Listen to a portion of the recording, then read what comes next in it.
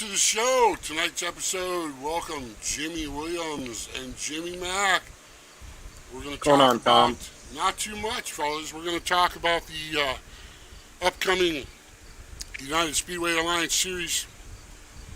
I'll let Jimmy Williams and Jimmy Mack talk. Was that your notifications, Jimmy? Yes. That's what it is. All right. That Figured it it out. Okay. Go ahead, Jimmy Mack. Fill us in.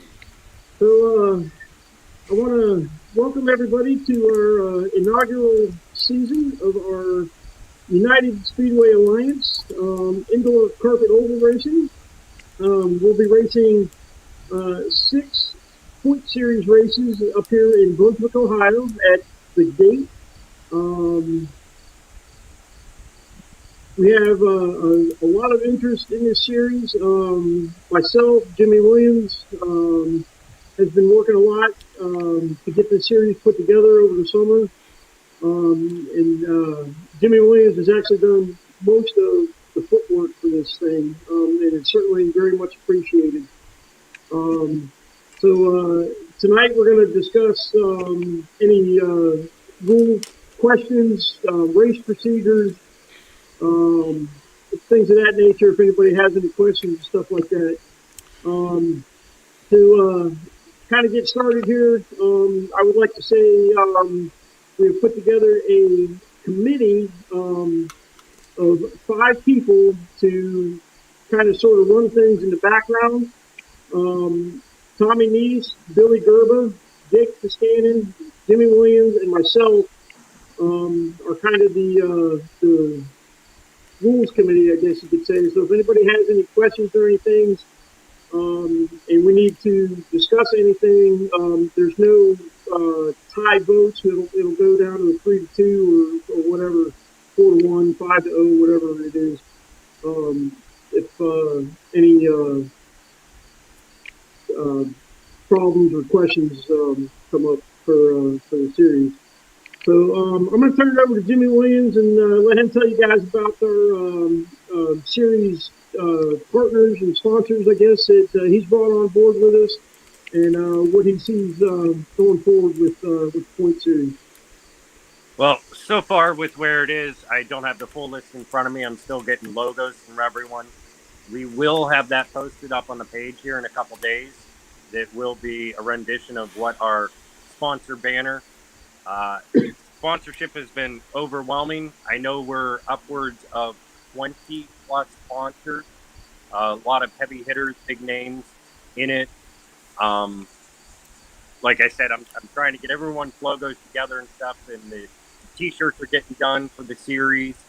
The 6x8 banner to go up behind the podium's getting done, and basically it's nonstop. I think I've been on the phone for the past 2 days, at least 12 hours combined, with chatting with everyone and trying to get this running as smoothly as possible as it goes. The main thing for this first year, we have a much broader variety of classes than we overall really wanted to. What we're using, just like with the 12 scale nationals that's coming up, we're trying to test the water. We need factual data from supporting drivers of all these different classes to see where we can make cuts, what's better, where's the interest, and everything like that, so that we can continue the growth.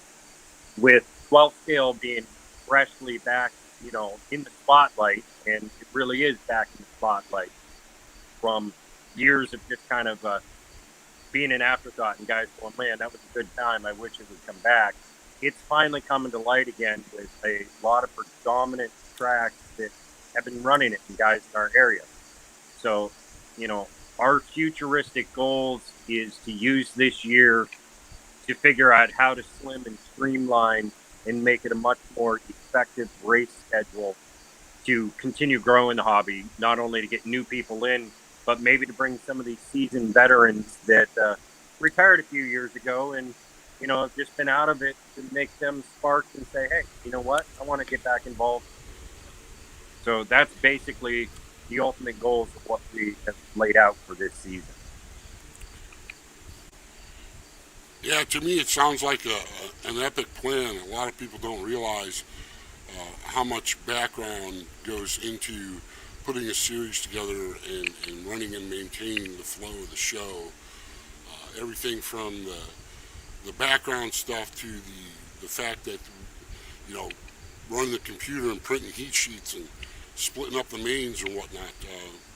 It's a big endeavor, you guys, and we hope to try to make it the best endeavor.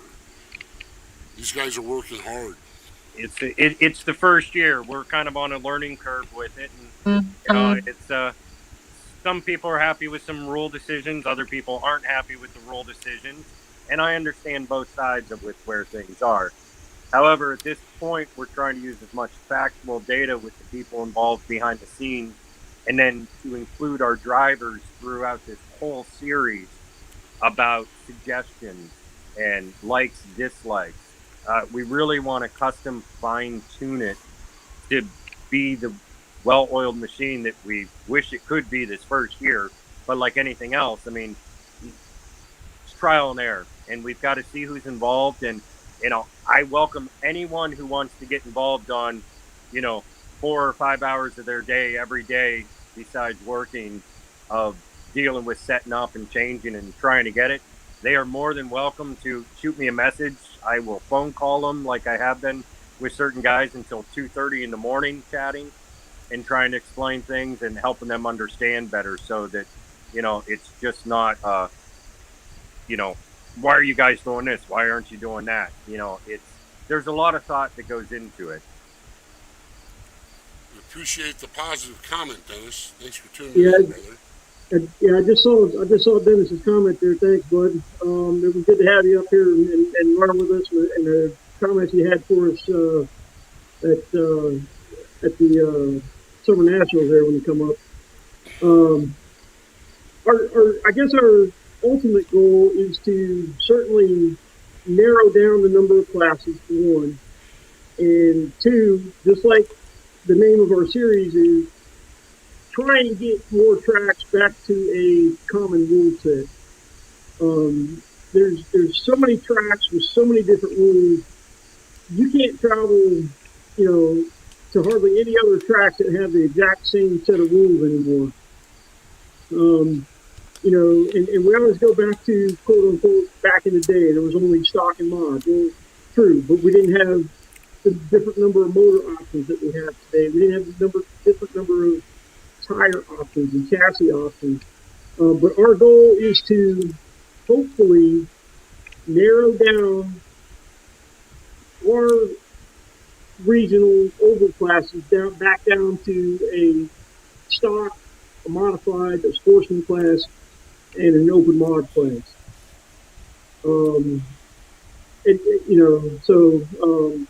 Of course, we're going to have those other classes that the local guys run as well.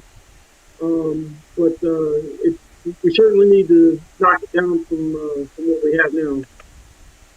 And my main goal is we do want to kind of structure so that it reaches with the national level with, Tour's findings and what Tour is doing and how they do, because Tour really drives the major national events, like from snowbirds to the Nats to all that stuff. So we want to make sure that we have those classes that are Tour included on the local level also, and try and build them up so that we can get a larger base of us locally that are willing to travel together to experience these larger events, and to continue helping it grow to where, it's not just our little part of the country to where we're going.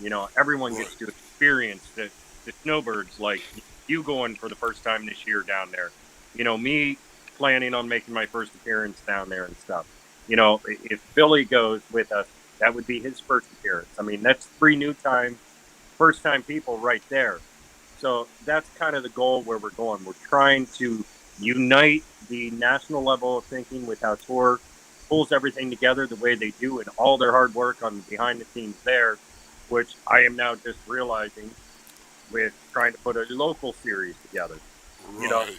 There's a lot of time and effort. So we're trying to unite the national race schedule along with what we can customize to our local regional area that works to not only benefit the growth, but to benefit the tracks we have in our area and keep the numbers up and get that money coming in support so that they can be there for, long term, not just a short time. We got a comment here from Dennis again. Are you guys going to be running 21.5 Legends cars? Yeah, so this year, in the RJ Speed Legends class, we will be allowing 21.5 equalizer motors for the Legends cars, and everything else will remain the same. It's going to be an open one-cell battery. You can run any one-cell battery you'd like, and still the same fixed gear set. So it's still going to be an 81-tooth spur gear and a 23-tooth pinion. Okay. We haven't had too many of those cars show up here at our track anyways. But we'd like to see some more of those cars because our reasoning behind going to that motor change is the fact that it is very, very difficult to find a brushed motor ESC that will run on one cylinder. You either have to add the booster to it or you have to trick it into thinking that it's a two-cell by changing the LiPo cutoff or whatever. But yes, we will be allowing 21.5 equalizer motors in the Legends cars this year. Excellent. Dennis, I hope that answers your question. Real quick, Jimmy had mentioned TOR. For those of you that do not know what TOR is TOUR. It's Team of United Racers. And what it is it's a group of track owners, race organizers, and manufacturers that kind of got together probably, I think they started in 2009 is when TOR was first established. And they kind of created a national set of carpet oval pan car racing rule sets because at the time WAR, which was the National Radio Control Organization, had kind of dropped the ball a little bit on the oval side of things. So TOR got together and picked that up. So that's what the TOR is. So when we mention a TOR race or a TOR rules race, that's what we're talking about. Okay, our buddy Tim. I thought breakout was foam or rubber tires. Yes, you can run any tire in breakout. Yes. And I have that. Let me look real quick because I have my rules package right here. Let me see what I have. There may be an amendum or addendum or whatever you want to call it. Yeah.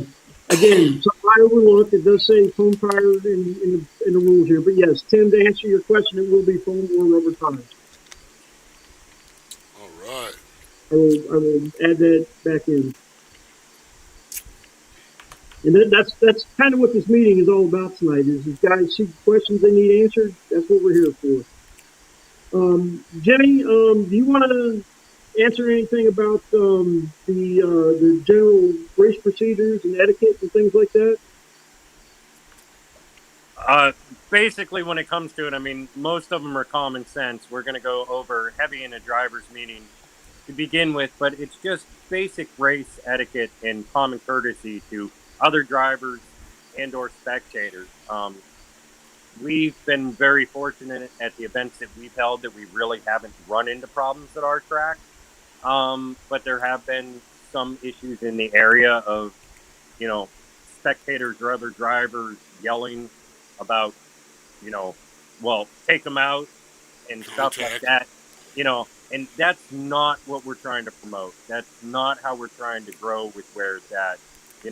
We really are putting in a zero tolerance policy when it comes to somebody screaming from the side of the track, encouraging for somebody to, wreck the other person or do whatever, and trying to eliminate that mental thinking that some issues have arisen. But like I said, at our track, we have not really run into that problem at all.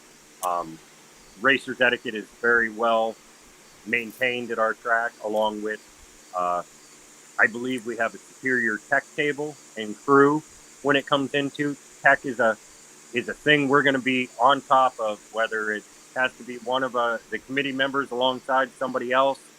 We're going to be very strict with the rule package where it goes of, enforcing that tech, not only for the growth of the hobby, but also for the safety of individuals in and near the track, whether they're spectators and or drivers. So we're definitely going to hammer down on tech. That's going to be a go at every race. Yeah. Go ahead, Tommy. I'm sorry. The big one for me is the sportsmanship-like conduct. Yep. I really kind of get overwhelmed, and I know a lot of other people probably do too, with the adrenaline pumping and what's going on, and your first reaction is to either yell at the marshal or yell at another driver or just make comments. It makes for a long day. Go on, Jimmy. Yeah, so Jimmy had mentioned tech inspections. There are a lot of weekly or regular racetracks that do not run their cars through a tech process. And in my opinion, that, I don't want to say it promotes cheating, but it kind of does, because there's nobody there to check the car. Exactly. There's zero accountability. I mean, we've seen the one that Jimmy and I got from somebody. They wanted to run 21.5 truck, and they sent us with a 2-cell battery and a 20-turn brush motor was what they were running in 21.5 truck. It blows my mind. So we will run everybody through tech process, just like we do our big races. And there's going to be little to no tolerance on getting through tech. So your battery voltage has to be the correct voltage for 1-cell or 2-cell. If it's a little bit over, you can burn it down there in tech. The second time, if it's still over, you're out for that heat. If it comes up to the main and you're over, you're not going to run the main at all. Illegal parts, motors, things like that. Your first offense is going to be a warning and a loss of your qualifying runs. Your second offense is going to be you're done for the day. If you refuse to allow a tech inspection, we're going to kind of take that as an automatic admission of guilt, and you'll be done for the day as well. If you come back and try it again, you're not coming back. Our battery inspection procedures, make sure you're at the correct voltage using the track voltmeter, not what it comes off of your battery charger at. You want to always double check with the track tech equipment, ride height, weight, battery voltage, things like that. So make sure you go through that. LiPo battery sacks. Those are going to be required in the pit area. If you don't have one, they're pretty cheap. They're only like $10. You can buy heated LiPo sacks. Jimmy, we'll probably have to get a temp gun for tech, because I don't know if they have one to check battery temperatures. When you come through tech, your battery cannot be any more than 90 degrees Fahrenheit. Let's see.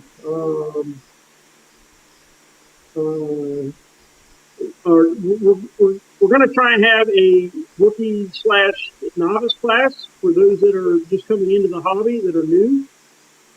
That's going to be a pretty much run what you brung type class, but not a race how you want class. If we see somebody just bashing and running through people, they're going to be done for the day. The idea behind that class is to get newer people some track time. If you start turning good laps and you're going just as fast as whatever class you're supposed to be in, we're going to move you up into that class. Here's one for you, Jimmy.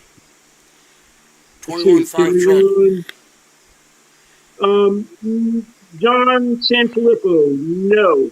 Only for the point series. The point series will be the 21.5 equalizer motor. The tour rules races will be the motive motor, if that makes sense. From what I understand, the new motive motors are pretty decent. They're a lot better quality control than what the equalizers were. So we'd like to keep those classes separated. So for the point series, it will be the 21.5 equalizer motor, but for the tour rules races, that will be the new motive motor after October 1st. After October 1st. And that's when the tour rules kick in. Okay. Jimmy, you got anything to add? Basically talking about the 21.5 motor, the reason that it's still for the local series at that was input from 85% of the local drivers with where it was after the horrible year that everyone has had from, the COVID restrictions and all stuff. And there's a lot of people who have dipped into savings. We basically took a poll and, more people lean towards this year just for the series, at least sticking with the 21.5 equalizer for a financial standpoint. Next year, after we've got one whole year underneath our belt, we will be going to the tour rules on that motor for next year across the board, whether it be in 10 scale or 12 scale. It will switch next year. That gives everybody a year. We all get to recoup a little bit with where it is. But this was a decision that wasn't just made by us going, well, this is what we want to do. This was a decision from, I'm going to say, 50 or 60 different private messages that we have gotten behind the scenes from people of what they would like to see done, as opposed to the big switch right out the gate. Right. Makes sense to me. And we stuck with it in 12 scale, even for all the races, because 12 scale's in its infancy. Right. It's a growing class again now, and there's a lot of people that are scrambling to get chassis. And those people that are scrambling to get chassis, I can tell you from talking behind the scenes and stuff, there are manufacturers working on chassis. There is stuff that is going to become much more easily available. And the main reason we stuck with the equalizer on that one, no matter what, was because these people that are thinking of getting into the 21.5 truck only have to spend the finances on getting a chassis this year. And when they upgrade their motor for the tour races, they already have an equalizer without buying one for the new chassis they just bought. We're really just trying to grow that, and the response has been amazing. It's just the hang up of guys actually being able to find the oval 21.5 or 12 scale chassis right now. So there's a ton of equalizers out there at a much discounted rate too, as guys are upgrading that run the 10 scale and stuff. So financially, it was just a decision we stuck with to help focus on the growth of people getting the actual chassis itself. Right. John has expressed his concern here. Bummer, I was hoping to run the series. John, if you're still out there, buddy, what's the concern? Is it not having the motor or something along those lines? Let me know, man. Make another comment if you're still tuned in. I've gotten this comment from a group of people before with where it's like, oh, the motor's not switching, I'm not going to be able to run the series. Well, this was a decision made by guys who have been running faithfully for this whole year, even as soon as with COVID restrictions and that's where we made the decision. I would love to get more people in with where it is, but anyone who has a new 21.5 tour legal motor had an equalizer before. Right. Everyone who was running the class before had an equalizer. If not, most guys had 5 of them. So that's been my response when it's come to that. We want to grow and keep everything going, but these were decisions made by the participants that we've had since last December on through when we've been running every single month. Right. Understandable. My Yeah, battery. I mean, like Jimmy said, we actually we took a poll quite a while back when we first heard that the new motor was coming, and the majority of our locals wanted to stick with the equalizer motor. They didn't want to have to buy the new motor, so that's where that decision pretty much came from. On well, John, we'll have a couple races with the motor. We have the 12 scale nationals coming up here in October. Will be here. That will be with the motor in 10th scale 21.5 truck. The 12 scale will still run the equalizer motor, as Jimmy stated. And then we'll have a snowbird warm up race in January using the new motor. So that'll be a good chance to get some data from that race. Yeah, we'll get you dialed in. To keep on topic here with the drivers meeting thing, turn marshaling.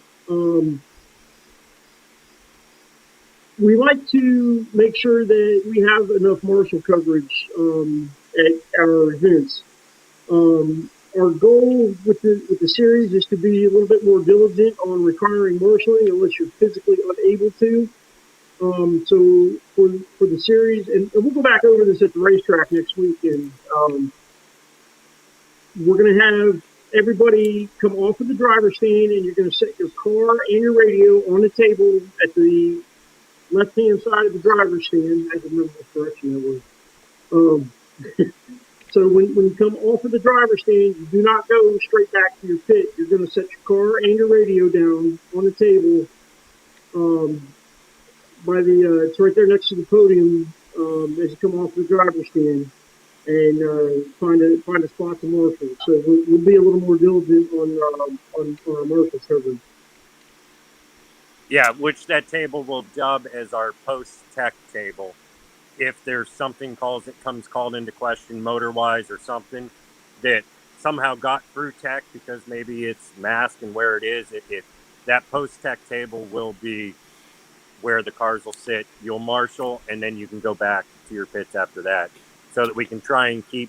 I mean, from some of the messages we've gotten and just polls we've done, we could have upwards of 70 to 100 entries, which means we want to keep this moving as best we can so that it's not a excessively long race day for everyone. You know, everyone gets to run. We get, we're not holding up 10 minutes in between a round. We're not, right. You know what I mean? We want to make it run as fluid as possible. Okay, with that being said, John also says, if enough of us show up with motors, can we run our own class? Any thoughts on that? We've kind of seen that and discussed it. I don't know that we ever really came to a decision on that. It would depend, in my mind, of how many are actually going to be there. You know, if it's one or two or three, is it worth the extra 4 races? If we have 100 entries, that's where it's going to go. But if it's 10 of them, I would say there's no issue with running it. If guys wanted to show up and do that so that they could get steady track time once a month and do it, I wouldn't see an issue with something like 10. But if it's just I would say, guys, it would have to be worth making the extra time to run another class. So we're already have 9 million class. Well, Jimmy knows my opinion on with where it goes. From all this behind the scenes work into with whatever, and then his first list of class where it came up. Trust me, all the comments that we've dealt with online and in our private messages, Jimmy probably heard them from me first. Right. As soon as it was listed, I literally had to. There's times I think I put my phone down and I didn't respond back to Jimmy for 2 days because I had to soak in what I read. So we have a ton of classes trying to incorporate everyone in this year to be included so that we can find what direction the community is looking at going in this area. Right, And, right. we do want to expand to where we run at different tracks next year. That Right. is the goal of this. It was decided against because of COVID with the restrictions and lack thereof restrictions, and then they're talking about putting them back in. We didn't want to have to deal with different state restrictions and or whatever Right, right. The community and guidelines. lose out on the series this year. So Right. we kind of kept it local for that reason, so that we didn't have to deal with multiple state headaches and try and get. So knock on wood, hopefully none of us have to deal with restrictions in any state. Right. But that was the underlying why we kept it at the gate only this year too. Excellent. Well, gentlemen, we're at 31 minutes. Do you have anything else you wish to discuss? My main thing, real quick, I want to say is if anyone has a question, concern, they're upset about whatever, some of these posts that we get online, we've seen it on the tour post, we've seen it on our post recently. They tailspin so fast. Right. A guy throws a comment out where I say, message Jimmy or I personally first. If you're still upset with whatever, but the problem is when you go on to these different groups and you do it, we're getting 100 comments and there is 25 or 30 guys that I haven't seen on an oval track in 10 plus years.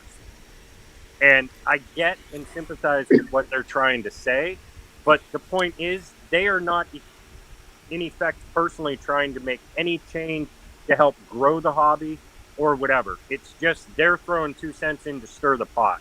And Right. that's been my biggest frustration now. It's like, if I see you at the track and you have input, it's going to mean more than somebody who has not been on the track nationally or locally in 10 years. Right. Be part of it. Help us grow this. Anybody's willing, like I said, I want all the input. Be willing to put in the legwork in the back to help it grow. If you're really that passionate about it, stand behind your words of wanting to make change. We want the help and the input.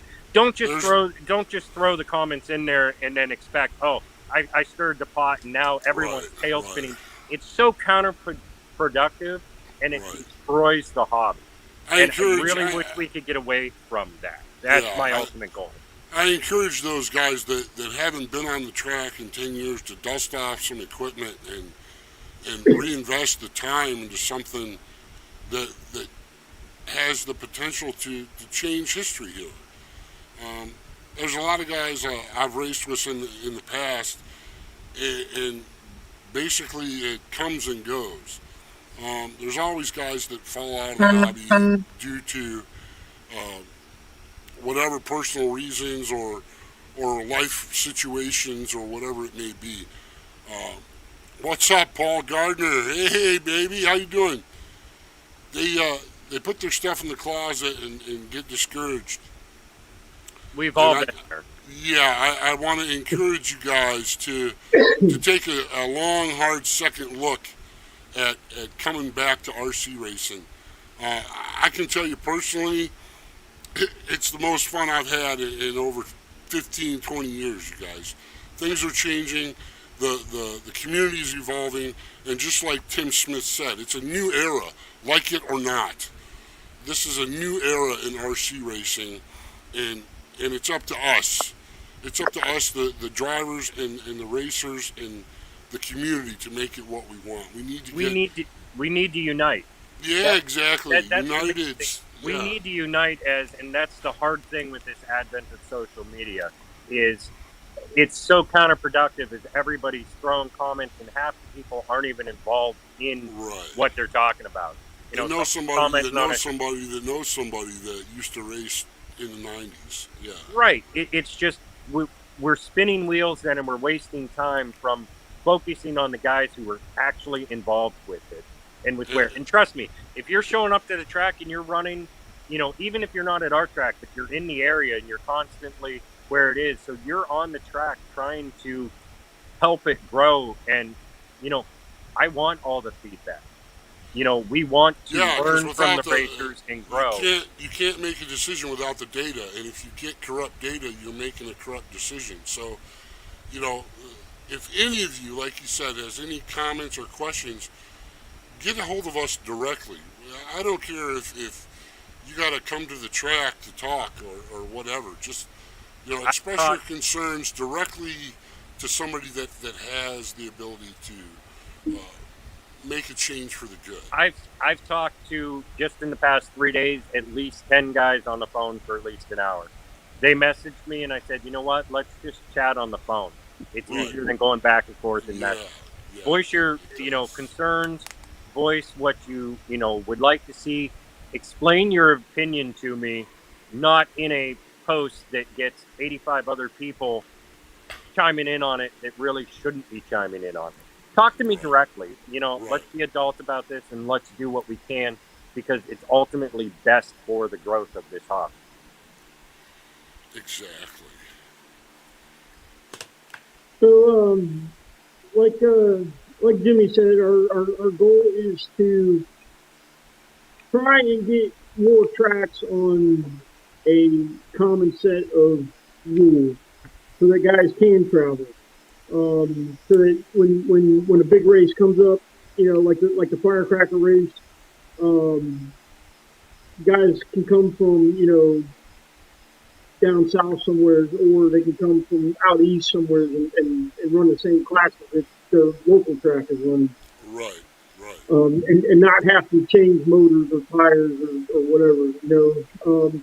When we started putting this together, we took a look at what classes are or were running in the area, and we kind of built a base off of that, along with what the tour classes were running, because we do want to attract them guys for them races. Exactly. Part of the reason that we're having the 12 scale nationals and the snowbird warm-up race is to bring those high caliber drivers to our area, and our locals will have a chance to compete against guys that have won the snowbird nationals, that have won the old nationals. You may be the track superhero, but when these guys come to town, you better watch out, because these guys do this stuff for a living, just about. Right. You better bring your A game. You better bring your A+ game. Yeah, exactly. You better bring the professor with you and your guidance counselor. You hear me? These guys are fast, baby. Fast! I'm telling you what. This is some of the closest, fastest racing. Yeah, what was, I saw Dennis's comment there. What was the comment? What did he say? Dennis said, good practice and habits flow to others. That's what helps this grow at all the tracks. Exactly. Exactly right. Anything from how a track runs its practice sessions. Jimmy and I have been to tracks where you can't get track time because there's so many cars in the race. Your turn marshal procedures, your race procedures, a smooth flow of the race program. I can't tell you how many comments we got from the firecracker race and the summer nationals that we just ran last month as to how well the program ran. We left an impression for sure, and guys have said that they will be back. I had a guy call me all the way from Oklahoma the other day saying when he comes to town he wants to run with us. Right. We're definitely making waves somewhere with what we're doing. So. Paul Gardner makes a comment here, just in case you guys are unaware. Spec 10 made it to the Oval Masters, baby. Yes, we did see that. Unfortunately, the Oval Masters this year, they changed the weekend on us. The Oval Masters traditionally was on the second weekend of December, which is why we scheduled our points race for the first weekend of December. But now we found out that Tour announced here just recently that the Oval Masters will be the same weekend as our point series race. So, No. fortunately, you do get one points drop for the point Right. series. So if you want to make a trip somewhere, Greenville, Tennessee is only about 7 hours from here. So right. I had planned on going down to Oval Masters too this year, so it was kind of disappointing for me. I was like, man, I was looking forward to going, and now with everything, I mean, all the legwork we put in behind the scenes of the series, I need to be here. Right. but yeah, and I gotta thank Jimmy for all the help he's done. Talking to all of our series sponsors and things of that nature. We've got some really cool stuff coming up that we're going to do for the point series. We'll discuss that more at the track next week. Jimmy has basically put a lot of time, effort, and finances into doing this. So it's certainly much appreciated, Jimmy. Tommy, thank you for putting us on the air and getting the word out, for sure. And Norcar, got to thank those guys for giving us a place to race. Yeah. So we're really looking forward to it, and it's hard to believe it's only a week and a couple days. Well, actually, a week and a day, I guess. Hopefully, in a couple days, I plan on putting out the official sponsor list. I'm just waiting on all my proofs coming back from Dan at Crewline Graphics and stuff. He's been absolutely amazing dealing with my fast pace of trying to figure and get this together. And can we do this? Can we do that? You know, he's just been absolutely amazing. He came up with our logo. He sent me about 8 or 9 of them in the beginning, and then we all made opinions on what we liked about this one, and we wanted to mix that with where. And then he took all of our thoughts and pulled this together for the logo with where it was. I mean, he's just absolutely amazing with what he does. So, you know, I want to get all the sponsors list out right away, but I want to make sure I do it correctly.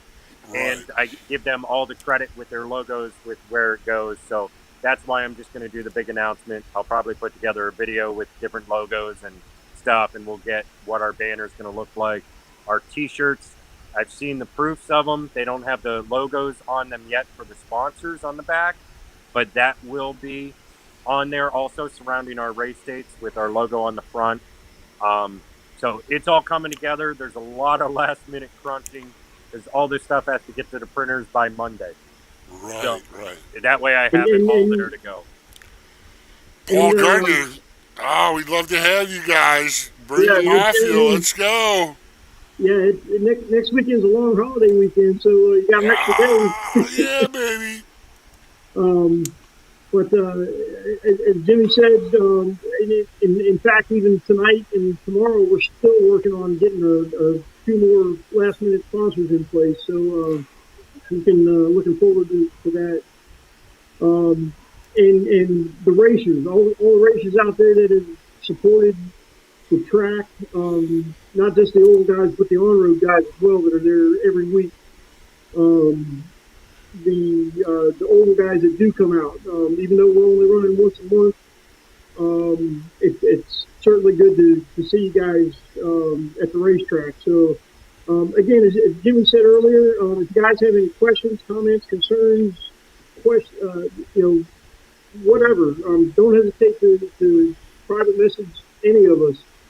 Again, there's 5 of us on the USA Series committee. And hopefully we can point this thing in the right direction and see where we need to be. My biggest question is, what's on the menu, baby? Who's got the snacks? You talking about at the track? Yeah, that's right. You probably have to ask back and... Oh, yeah, we'll get Chuck to do some barbecue. Some of that love sauce. Yeah, get some of Uncle Chuck's love sauce. Oh, that's the best. That stuff is good, yeah. Jimmy's shaking his head. If you've never had it, you don't know what you're missing.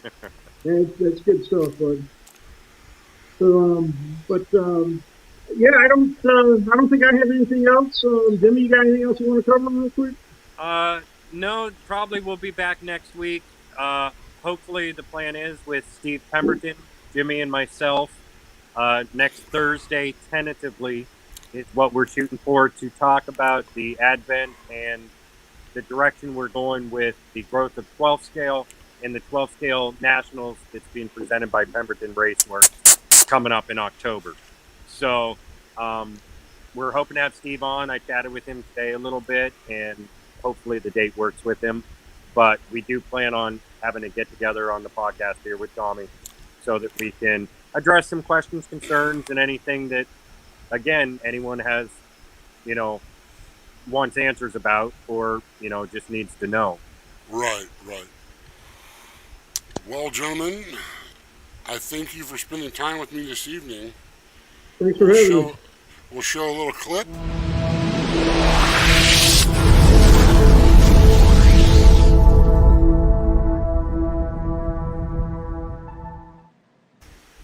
And like I always say, God bless you till next time. Thanks for tuning in. Thanks for the comments, you guys. Watch the replay. We'll see you next week. Take care, brother. All right, we'll see you, Tommy.